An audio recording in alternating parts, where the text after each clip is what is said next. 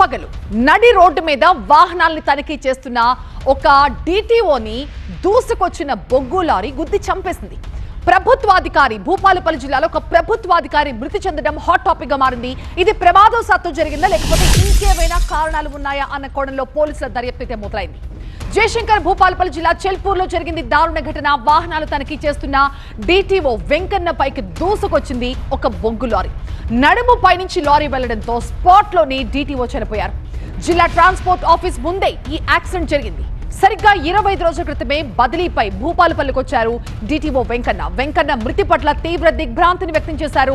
మంత్రి పొన్నం ప్రభాకర్ ఆయన కుటుంబానికి అండగా ఉంటామని హామీనిచ్చారు.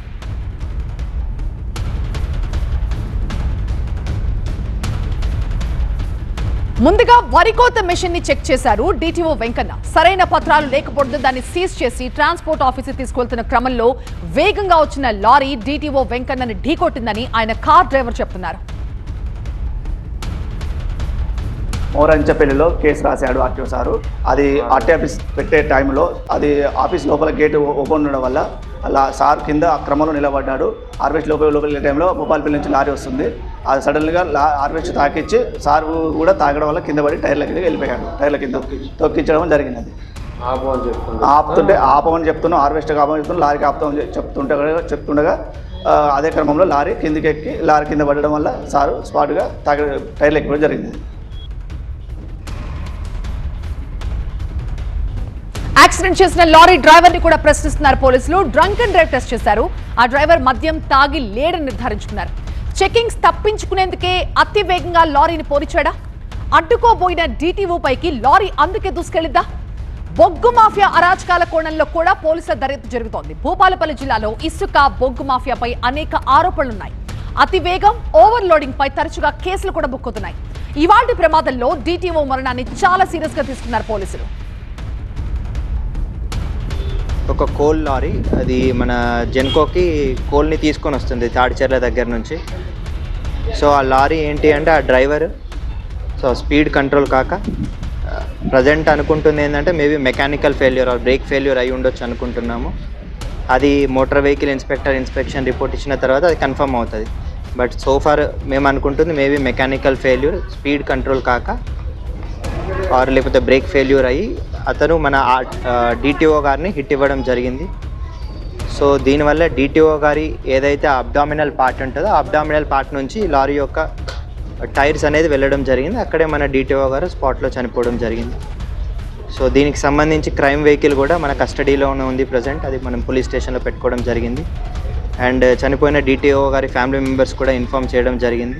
సో యాజ్ సూన్ యాజ్ వాళ్ళ ఫ్యామిలీ మెంబర్స్ వచ్చి మనకు కంప్లైంట్ ఇచ్చిన వెంటనే వీళ్ళు రిజిస్టర్ ఎఫ్ఐఆర్ అండ్ ఇంక్వెస్ట్ అదంతా కూడా కండక్ట్ చేసి పోస్ట్ మార్టం కూడా జరిగిన తర్వాత యాజ్ పర్ ద ప్రొసీజర్ మేము బాడీని కూడా ఫ్యామిలీ మెంబర్స్కి హ్యాండ్ ఓవర్ చేయడం జరుగుతుంది. సో డ్రైవర్ కూడా ప్రజెంట్ మా కస్టడీలోనే ఉన్నారు. సో మా సైడ్ నుంచి కూడా wheel ask for a report from the district transport officer వాళ్ళకి రాస్తాము ఫ్రమ్ మోటార్ వెహికల్ ఇన్స్పెక్టర్ దగ్గర నుంచి. అది నిజంగా బ్రేక్ ఫెయిల్యూరా లేదు అంటే it's because of negligence of driver అనేది కూడా మేము అందరూ కన్ఫర్మ్ చేసుకోవడం జరుగుతుంది. డిటిఓ వెంకన్న మరణంపై హరీష్ రావు ట్వీట్ చేశారు. ఇసుక బొగ్గు మాఫియాని అడ్డుకుంటే చంపేస్తారా అంటూ ఆగ్రహాన్ని వ్యక్తం చేశారు. డిటిఓ వెంకన్న మృతిపై విచారణ జరిపించాలి, దోషులని కఠినంగా శిక్షించాలంటున్నారు హరీష్ రావు.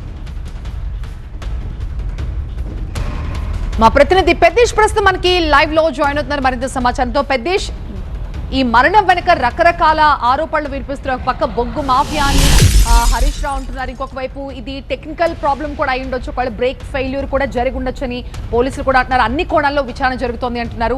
సో ఏంటి ఇప్పటి వరకు అందిన సమాచారం ప్రకారం అసలు ఏంటి యాక్సిడెంట్ ఎలా జరిగింది, పోలీసులు ఏం చెప్తున్నారు?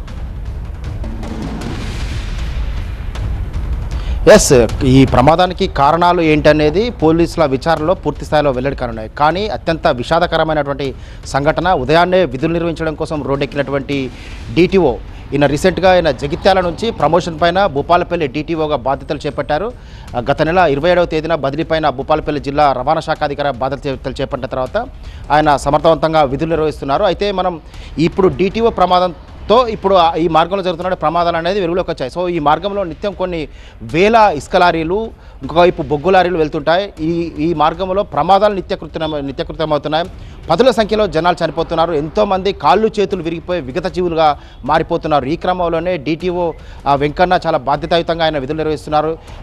సామర్థ్యానికి మించి అధిక లోటుతో వెళ్తున్నటువంటి వాహనాలు సీజ్ చేయడం కావచ్చు, లేదంటే బస్సులు కూడా, ఇప్పుడు స్కూల్ బస్సులు కూడా వారంతా కూడా కండిషన్ చెక్ చేసుకోకుండానే స్కూల్ బస్సులు కూడా వారంతా కూడా ఫిట్నెస్ చెక్ చేసుకోకుండానే వారంతా స్కూల్ బస్సులు కూడా పిల్లలు తరలిస్తారు. అట్లాంటి వాటిపైన ఆయన చాలా కఠినంగా వ్యవహరిస్తున్నారు. ఈ క్రమంలోనే సో ఇప్పుడు తాడిచెర్ల నుంచి వస్తున్నటువంటి ఈ బొగ్గులారీ, తాడిచెర్ల ఓపెన్ కాస్ట్ మైన్ నుంచి బొగ్గులారీ వస్తుంది.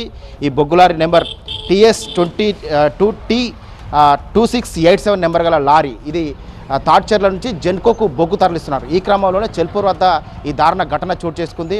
అక్కడ చెల్పూర్ వద్ద అప్పటికే వాహనాలు తనిఖీ చేస్తున్నటువంటి DTO తన డ్రైవర్తో పాటు సిబ్బందితో కలిసి అక్కడ వాహనాలు తనిఖీ చేస్తున్నారు. అక్కడ ఒక ముందస్తుగా ఒక హార్వెస్టర్ను సీజ్ చేశారు. సరైన పత్రాలు లేకుండా నిర్వహిస్తున్నటువంటి హార్వెస్టర్ను సీజ్ చేశారు.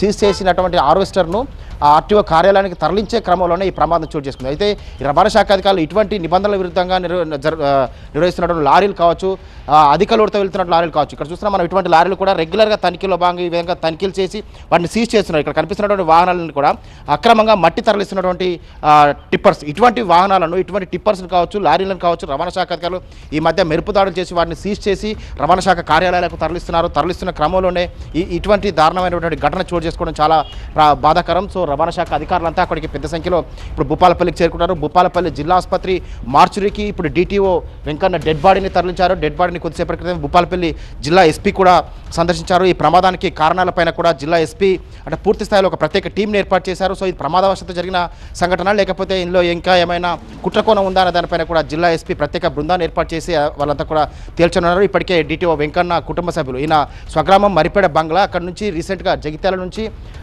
భూపాలపల్లి జిల్లా DTOగా బదిలీపై వచ్చారు.